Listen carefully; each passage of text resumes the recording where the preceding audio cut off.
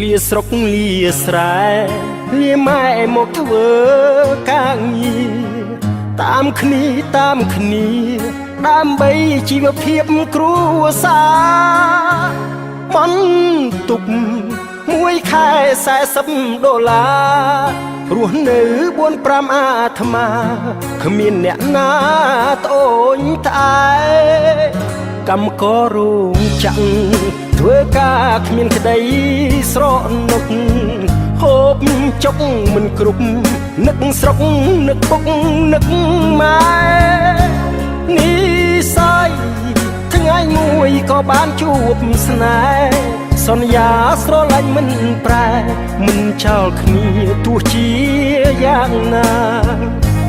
បន្ទប់ជួលជួបគ្នាលាចព្រឹកឥឡូវសតត្រឹមពីងនឹកហើយហូរទឹក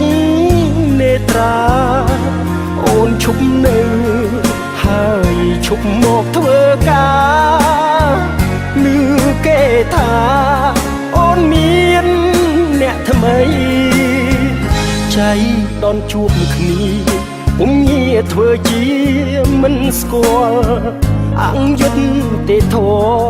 សម្រាប់កម្មករក្រក្រៃនាងមានព្រៀបជាងចិត្តភាំងក្តីបន្ទុំជួលក៏បាត់ស្រីលែងនិយាយទៅស្រុកវិញហើយ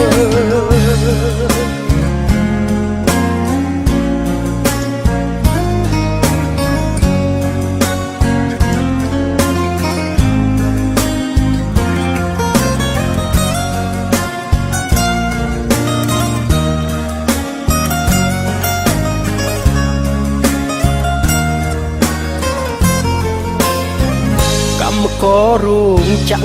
ធ្វើការគ្មានក្តីស្រណុក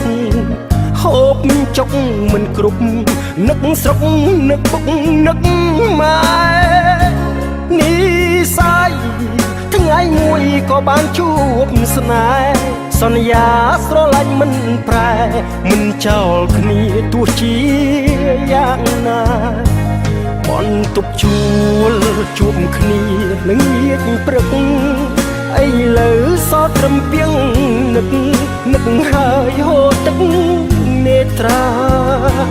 អូនឈប់នៅហើយឈប់មកធ្វើការឮ